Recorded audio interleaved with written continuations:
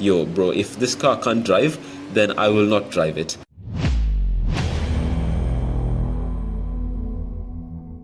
We have a wet feature race. This weekend is already starting to unravel before we even began it. But hey guys, welcome back to another video. Today we're in Italy, Monza, for the Monza Grand Prix, the Italian Grand Prix. This is round 10. We're almost approaching the end of the season and we're still battling Schumacher into this championship.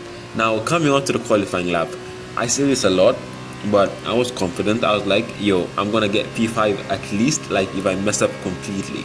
But was I wrong?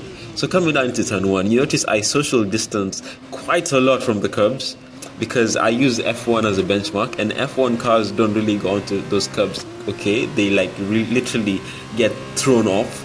So I was very shy going into these curbs, but I did lose a lot of time. I lost too much time to make up. Looking at the ghost in front of us, yo, these guys were like a second ahead at some point. I was just like, yo, I need to do some damage limitation. Somehow end up not last. But our efforts did go to vain. We did qualify P22. Schumacher gets pole position, Giotto in P2, Drogovic up in P3. We are down in P22 by 8 tenths. Literally 8 tenths off. That was disappointing. Welcome everybody to the heart of Italian motor racing, Monza. We're here with Formula 2 for what ought to be an extravaganza of excitement and action. Let's head to the start line and get underway. Monza's emphasis on long, fast straights typically rewards a low drag setup, but teams using that could face some problems in these conditions. Watch out for Parabolica, possibly this track's most demanding corner. We may see cars struggling for grip there.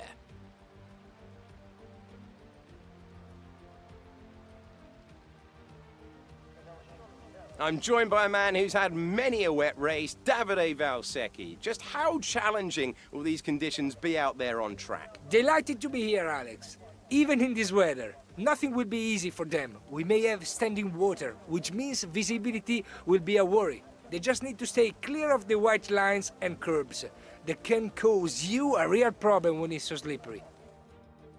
We're almost ready to go then, and this is what the starting grid looks like for today's race. Mick Schumacher lines up on pole position, and Luca Giotto completes the front row. Looking down the rest of the grid, we have Drogovic, Aitken, Pedro Piquet, and Eilert, Armstrong, Sonoda, Schwartzman, Guan Yu Zhou, Matsushita, Tictum, Nikita Mazepin, and Samaya, Markelov, Deruvala, Alesi, and Sean Galale, Sato, Nissani, Delatraz, and the captain.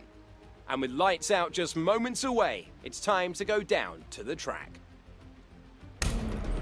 A wet Monza. We are on track for a wet Monza. Continue this form and aim for another top 10 finish. Top 10 finish is the goal to try and catch Schumacher in the championship, but we are on track for a wet Italy. It is 5 lights and away we go. Getting a better start than Delatraz, already jumping down into P21. Nissany looks to have gotten a bad start, but somehow recovered into the second phase of the start. Now coming down into turn 1, the spray was so much. I literally backed off because I was like, yo, I can't see anything here.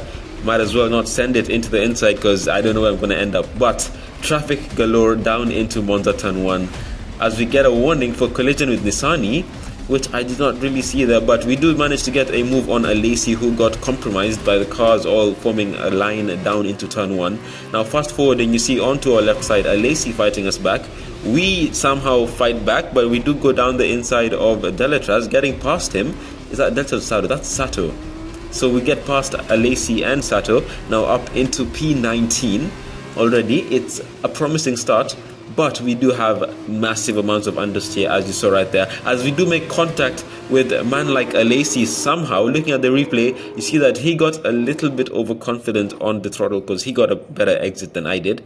I was a bit slower, so he didn't account for that, and he just went into the back of me and hit my tire, and into the wall he went. So that was him out of our, that's the end of our fight really. Now it's only lap 1, coming up into lap 2. Behind us we still have Sato and Delatraz fighting for P19 and P20. Yeah, in front of us we have Nissany and Daruvula who are fighting. We do get a horrible exit out of there. There's something about the wet and F2 cars that just don't sit right with me. I'm getting huge amounts of oversteer. Look at that. We left so much space on the inside, and then we have Sato challenging us down the inside.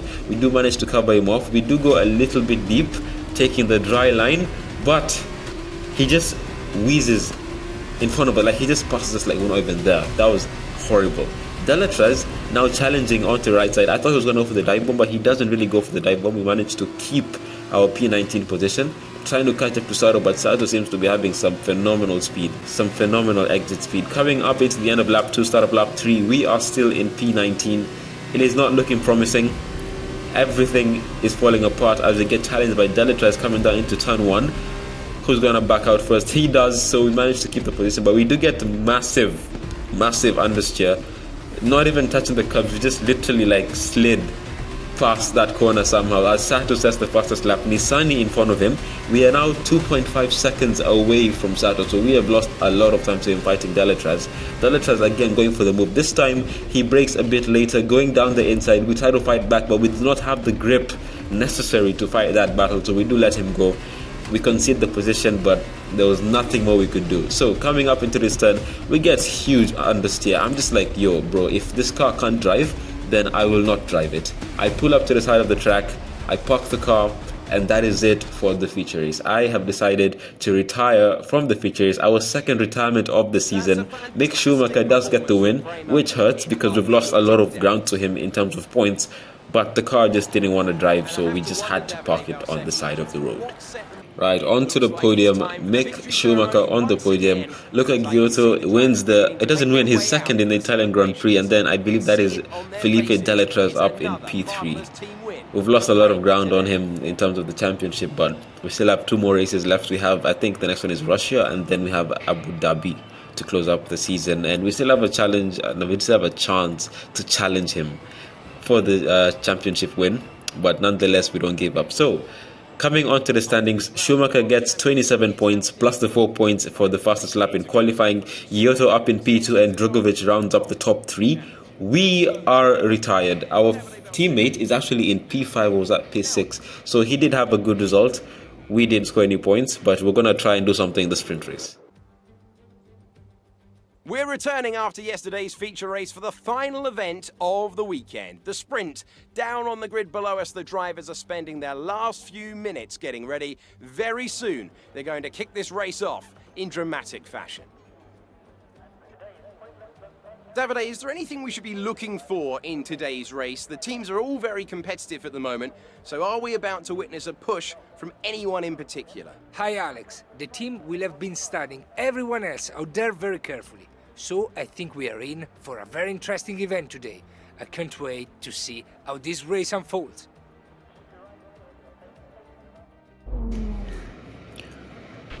Only 3 races left. You still have a chance at the title, but we're going to need some special performances. See what you can do. What Jeff just said is we're going to need a miracle if we want to still be in this at the end of the season. Right, 5 lights and away we go, getting onto a rocket of a start, already making our places on Alesi and TikTok. Now in front of us we have Nissany and Delatraz, but this time we can actually see where they are, because unlike the feature race, which was completely wet, being at the back of the pack you have a lot of spray, you can't really see where you're going. So this time we do try to go in for a risky move. We go down the inside, making contact with who I believe was Mazepin now challenging us, almost making contact to us again. As you can see, his front wing is a bit broken. Now we're challenging him down into turn 2, or is this turn 3? I think it's turn 2. Now, thinking about the move, do I go for the deep dive? Yes, but this time we go on 3 cars, making up 3 positions, almost making contact with the Ruvela, but we somehow managed to stay out of that. Now already up into P15. Damn, there's a Subaru just passed by my house. That's a very loud car. Right, so now coming up to lap 2, in front of Sato, thinking I'm not going for the deep dive. Now we do go for the deep dive, almost making some fatal contact. Now this is where I realized my braking bar doesn't go all the way to 100%, and this only was realized after the race when I was looking at the replay. This means that our braking power is not 100%, it's 96%. And I blame Hamza, because when Hamza came to my house, he made me switch setups, and when I switched back, I forgot to adjust the dead zone. And yeah, I did not have full braking power in Zandvoort, in Spa, or here, which can explain why I kept on damaging my wing after a series of very clean races. I just somehow damaged my wing. As we do challenge Markelov coming out into turn 1, he goes on to the curbs, getting a bit too violent, almost going into the side of Samaya, but we somehow managed to stay out of that collision. Now in front of us they are fighting. We do try to go for a move, going into the back of him. Again, we have like 96% braking power. I expect 100, so at this point I didn't even think about braking power being the problem. But now we do have slipstream, we do have DRS, trying to go on the outside, but Markelov is squeezing us. We do back off this time because we knew that there's something wrong with our braking, we just didn't know what it was, right? So now we do lose that for that drive we had against him. We were really chasing him. Now coming up, we are still pushing, but this time we clip the curb, trying to save the car. We were on throttle through that entire series of almost spins. If I had braked, I would have probably saved the car. But I was on full throttle the entire time. Only until I saw that I was spinning is when I did go on the brakes. But that is us out of the race. A retirement. This is the disaster in Italy. Because look, yeah, the feature race was wet, we retired. This one we retired as well. And Schumacher has had a perfect weekend, getting qualifying, that's 4 points, 27 points in the feature race. And I believe he did win this one, I'm not sure. But that was a disaster. We just got a little bit, we weren't really thinking when we got that spin. We could have somehow saved that, but we didn't think about it. And you know what the rules here, we don't do flashbacks, we don't do restarts. It is what it is. So Tsunoda up in P3. Looks like Schumacher didn't even make it up to the top 3, which is a good sign, meaning he didn't get as many points as he could have gotten if he won. So we do have a chance of still challenging him.